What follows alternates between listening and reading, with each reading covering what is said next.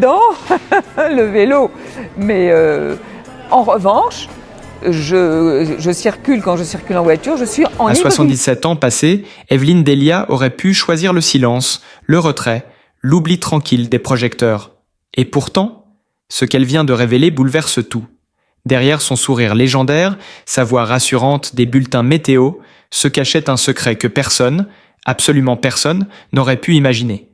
Une vérité restée enfouie des décennies, trop lourde à porter, trop risquée à dévoiler, jusqu'à aujourd'hui. Car oui, dans une interview choc, Evelyne a décidé de tout dire. Et ce que vous allez découvrir dépasse de loin ce que l'on croyait savoir d'elle. Pourquoi maintenant ? Que cache réellement cette confession inattendue ? Et surtout, quelles seront les conséquences ? Préparez-vous à voir Evelyne Delia comme vous ne l'avez jamais vue. Abonnez-vous dès maintenant et partagez cette vidéo avec ceux qui croyaient tout savoir sur elle. Ce qui suit va vous surprendre. Evelyne Delia est née un matin tiède d'avril 1948 à Cologne, dans une Allemagne encore marquée par l'après-guerre, où les pavés de la ville semblaient murmurer des souvenirs enfouis et où le Rhin coulait en silence comme une promesse d'éternité. Sa vie aurait pu être banale, comme tant d'autres, mais le destin avait visiblement d'autres projets pour cet enfant unique, né de l'union d'un père français strict et d'une mère allemande raffinée, qui tenait une parfumerie baignée de senteurs enivrantes de lavande et de rose.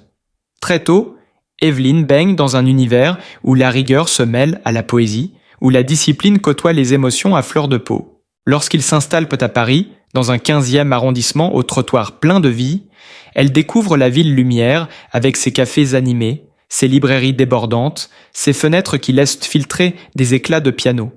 C'est là, dans l'intimité d'un appartement baigné de lumière, qu'elle commence à jouer à la dame de la météo, debout face à un miroir, micro imaginaire en main, mimant avec précision les présentateurs de la radio qu'elle écoutait religieusement. On pourrait sourire en repensant à cette enfant rêveuse, mais ce qu'elle faisait alors n'avait rien d'un jeu. C'était déjà, à sa manière, une façon de prendre la parole, d'exister, d'imaginer un futur dans lequel elle ne serait pas une simple silhouette dans la foule, mais une voix, un visage, une présence. Ce qui me touche chez elle, ce n'est pas seulement sa longévité à l'écran, mais cette incroyable faculté à traverser les époques sans jamais se trahir. En 1969, alors que d'autres hésitent encore sur leur avenir, Evelyne ose tout quitter pour tenter l'impossible. Entrer à l'ORTF. L'audace de cette décision révèle une chose essentielle sur elle. Ce feu intérieur, cette soif de vivre pleinement, coûte que coûte. Et c'est ce même feu qui la pousse, quelques années plus tard, à devenir l'un des visages les plus aimés de la télévision française. Pas seulement pour ses bulletins météo impeccables, mais pour cette manière qu'elle a de rassurer, d'installer une forme de tendresse dans les foyers, soir après soir. Mais la lumière a son revers.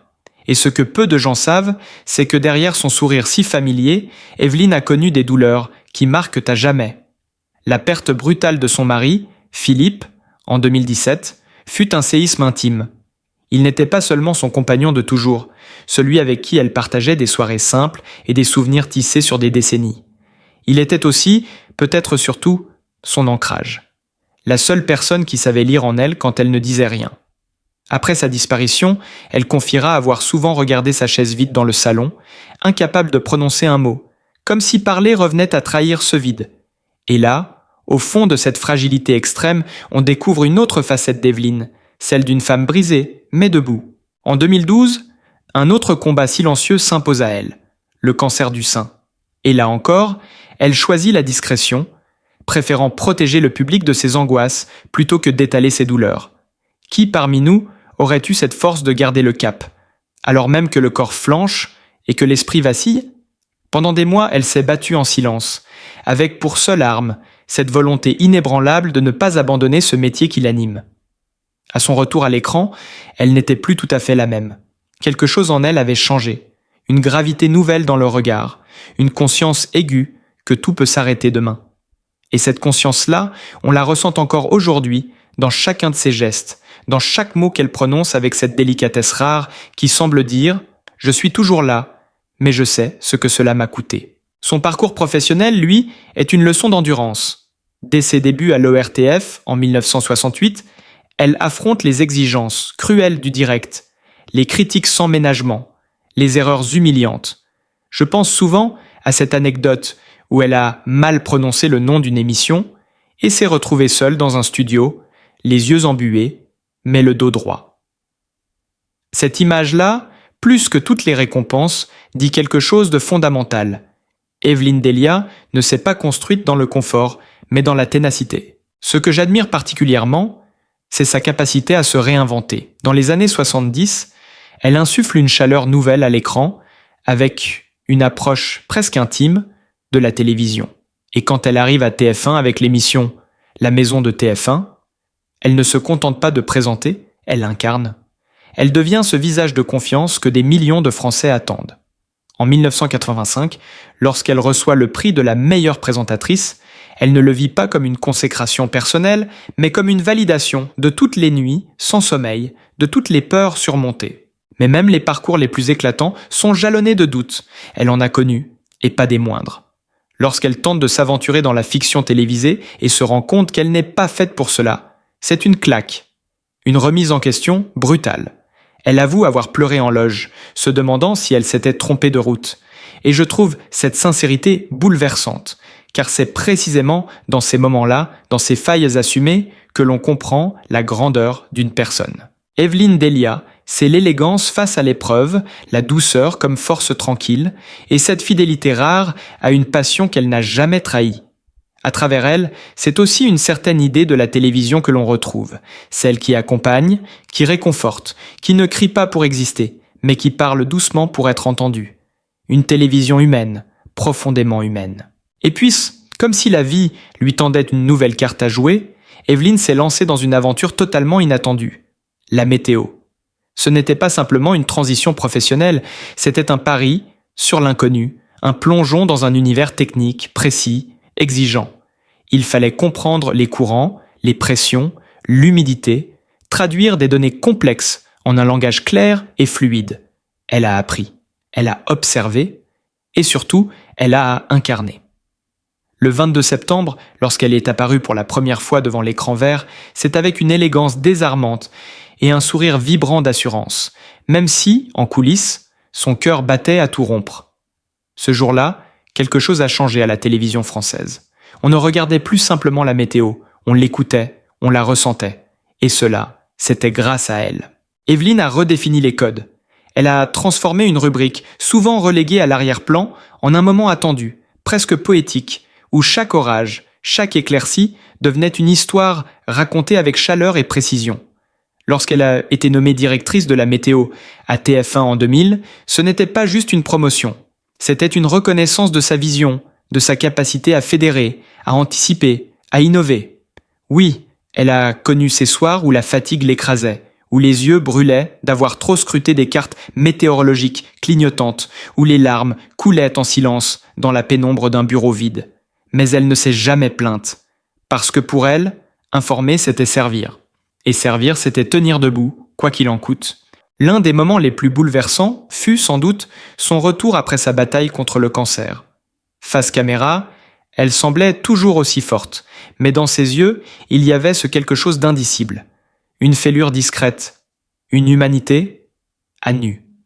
Les lettres qu'elle recevait du public, ces mots tendres venus de partout en France, l'appelaient « Notre Evelyne ». C'était plus qu'un surnom. C'était une accolade nationale, silencieuse, mais sincère. Je trouve cela incroyablement émouvant. Car au fond, ce que les gens voyaient en elle, c'était une femme qui, malgré tout, continuait d'apporter un peu de lumière dans leur journée. Ce qui est remarquable, c'est que son apport dépasse largement la simple présentation du temps. Elle a su faire de la météo un art à part entière, introduisant l'interactivité, les écrans tactiles, les animations fluides.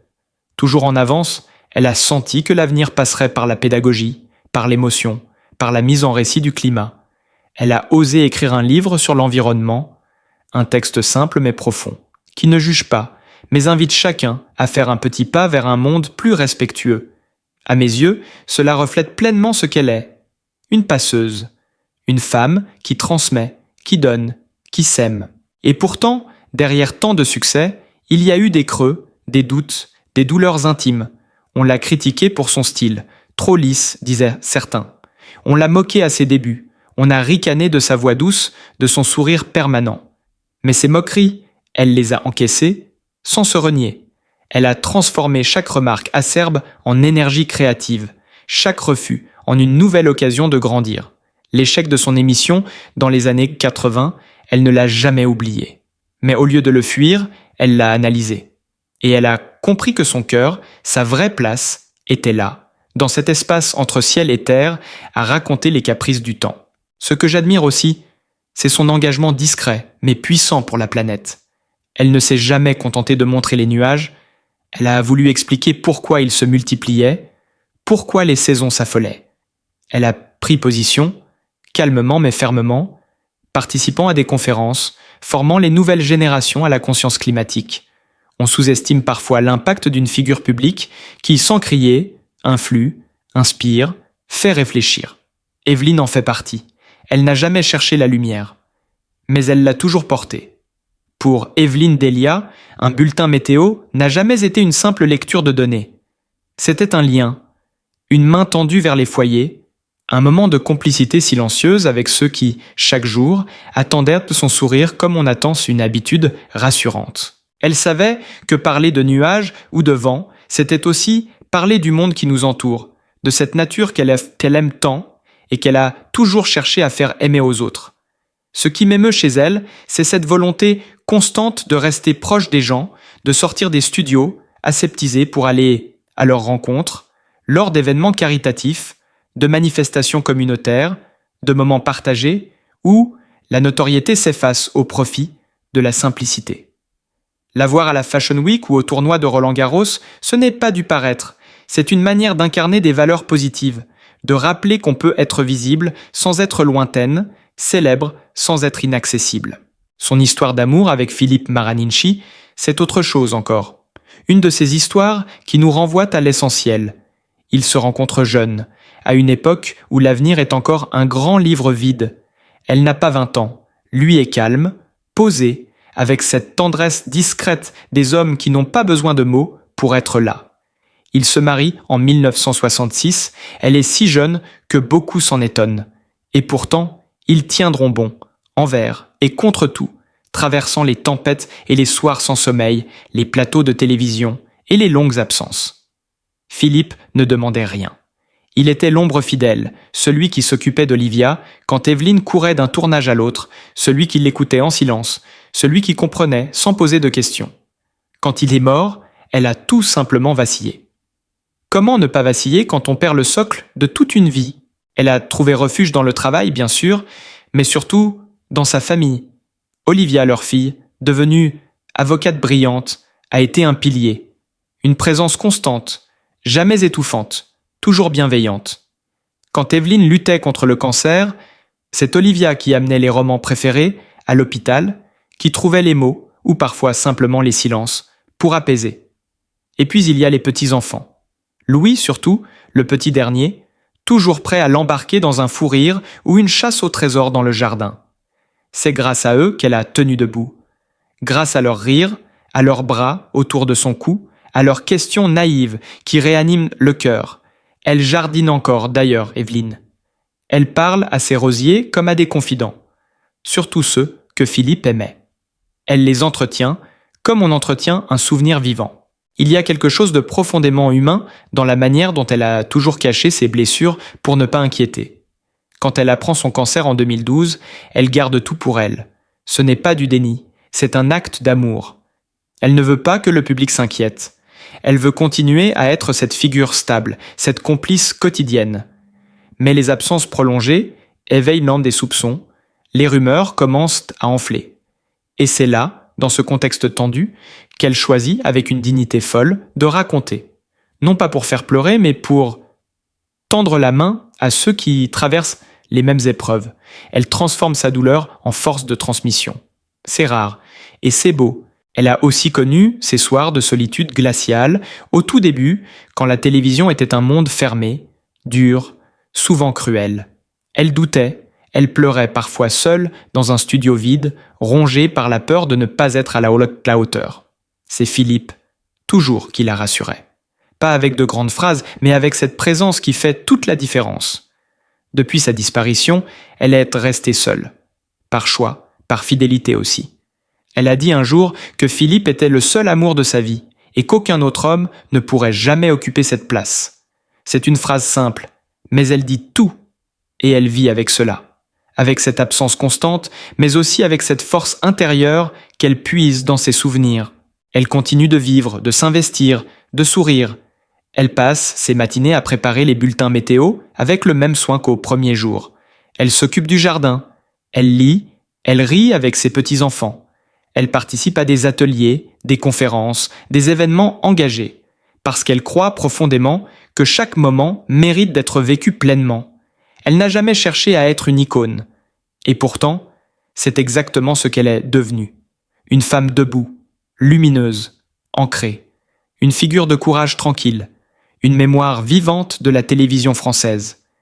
Et une inspiration silencieuse mais tenace pour tous ceux qui pensent qu'on peut vieillir avec grâce et aimer encore, même dans l'absence. Et si, au fond, ce que nous retenions d'Evelyne Delia, ce n'était pas seulement son incroyable parcours professionnel, mais cette façon unique de traverser les épreuves avec dignité, de transformer la douleur en force et la simplicité en élégance. Elle n'a jamais crié sa souffrance, elle l'a apprivoisée. Elle n'a jamais cherché à briller, mais elle a illuminé des générations. Aujourd'hui encore, son regard porte cette lumière douce que seuls ceux qui ont aimé profondément, perdu intensément et continué malgré tout peuvent de transmettre. Elle est plus qu'une présentatrice météo. Elle est une présence, un repère, une leçon de vie. Alors si vous avez été touché par cette histoire, si vous avez redécouvert une femme bien au-delà de l'image publique, abonnez-vous à notre chaîne pour ne manquer aucun portrait inspirant. Partagez cette vidéo à ceux qui pensent que la télévision n'a plus d'âme. Et souvenez-vous, derrière chaque visage familier se cache un destin extraordinaire.